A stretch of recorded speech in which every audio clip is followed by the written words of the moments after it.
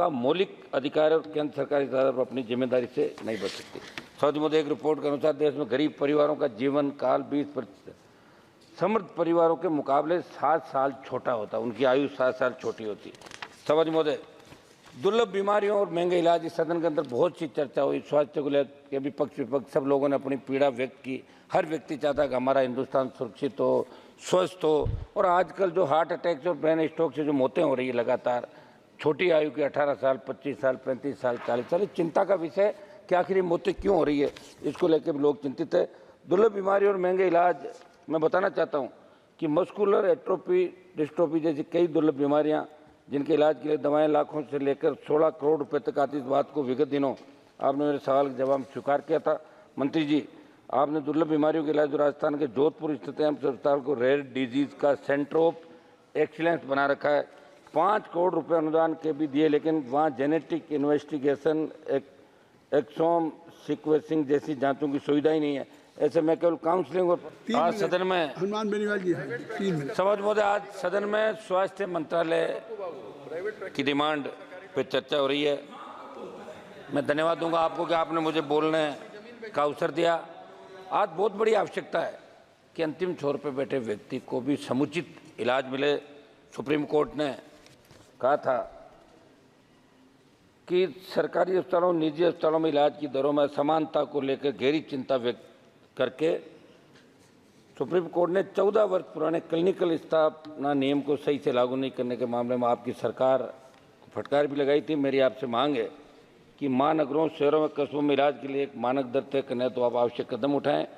Supreme court ने भी ये कहा है कि स्वास्थ्य नागरिकों का मौलिक अधिकार और केंद्र सरकार इस आधार पर अपनी जिम्मेदारी से नहीं बच सकती।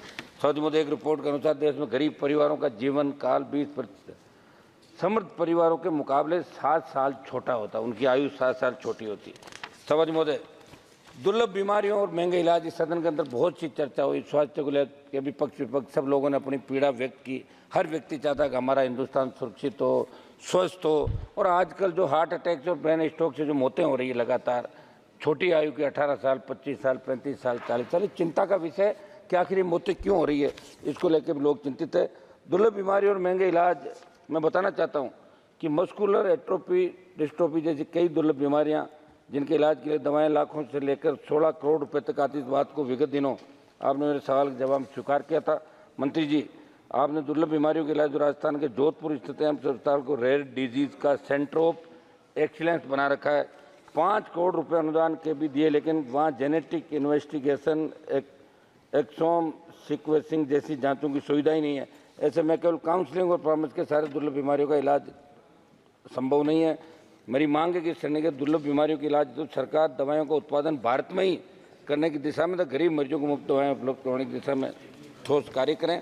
धन्यवाद। सरकार बात तो करना सुझाव। सरकार के मंत्री नितिन गडकरी जी ने 28 जुलाई को फाइनेंस मिनिस्टर को लेटर लिखा, जिसमें उन्होंने लाइफ और मेडिकल इंश्योरेंस प्रीमियम पर 18% GST को वापस लेने की मांग की। मैं मांग करता हूँ प्रधानमंत्री जी से और वित्त मंत्री जी से कि उनके पत्र पर ध्यान दें, हमारी मांगों का भी आप ध्यान रखें। मंत्री जी, प्रधानमंत्री आयुष्मान योजना के अंतर्गत 5 लाख तक का इलाज मुफ्त है और हमारी राज्य सरकारें 25 लाख रुपए मुख्यमंत्री आयुष्मान के अंदर करते हैं। मैं मांग करता हूं कि इसका भी आप 25 लाख रुपए बढ़ा के करें। निजी अस्पतालों में बहुत लूट मचा रही, इस पर लगाम लगाओ। और कई निजी, 1 मिनट में समाप्त करूँगा सर, निजी अस्पताल आयुष्मान कार्ड के डाटा लेकर मिलीभगत से फर्जीवाड़ा कर पैसे उड़े, इसकी जाँच कराए। मंत्री जी, आप जवाब दे तो जरूर बताएं कि एक रिपोर्ट के अनुसार भारत में 5,23,000 लोगों की मौत हुई और WHO के अनुसार भारत में 47 लाख लोगों की मौत हुई। आपकी सरकार ने विश्व स्वास्थ्य संगठन के आंकड़ों पर ऐतराज भी जताया। आखिर सच्चाई क्या है, ये सदन के अंदर रखनी चाहिए। बहुत बहुत धन्यवाद। 1 मिनट साहब, सुझाव दे रहा हूँ मैं सब। 1 मिनट, हम लास्ट तक कोरम पूरा करने वाले मेंबर हैं साहब। लास्ट रात को 1-1 बजे तक बैठे। तो आपको रोज अवसर मिले, आप तो घंटी बजा के रोज आपको अवसर दे रहे हैं। जो थोड़ा बहुत याद करके आते हैं वो भी भूल जाते हैं हम लोग, है ना। मंत्री जी, सदन में 70वीं लोकसभा में एक जो कोरोना से मौतें हुई, उसमें हमने मुआवजे की मांग उठाई थी। 8/4/2022 को तत्कालीन स्वास्थ्य मंत्री जी ने जवाब भेजकर बताया कि माननीय सुप्रीम कोर्ट के निर्देश के बाद भारत सरकार ने राष्ट्रीय आपदा प्रबंधन प्राधिकरण के माध्यम से कोरोना में दिवंगत हुए लोगों के परिजनों को आर्थिक सहायता देने के निर्देश जारी किए। आप जब भी जवाब दें तो ये बताएं कि कितने परिवारों को ये सहायता नहीं मिली। राजस्थान में किडनी माननीय बेनीवाल जी, फर्जीवाड़े, बात आ गई। 1 मिनट में समाप्त करूंगा साहब, एक प्लीज 1 मिनट आपने, आप बैठे तो कम से कम 1 मिनट का समय दें साहब। ये नहीं बात। राजस्थान में किडनी आखिरी ट्रांसप्लांट के फर्जीवाड़े की गूंज देश के अंदर रही, आपकी सरकार वहां जांच करा रही है। मैं चाहता हूं कि अंग प्रत्यारोपण के मामले की सीबीआई अब राज जांच का हो, विषय जिससे इनका पूरा नेटवर्क खत्म हो। साहब मेरे इलाके श्री का- चंद्रशेखर जी, अब मेरे इलाके का साहब 1 मिनट साहब, एक लाइन। हाँ 1 लाइन 1 मिनट साहब, मेरे इलाके का 1 मिनट बोल रहा हूँ मैं।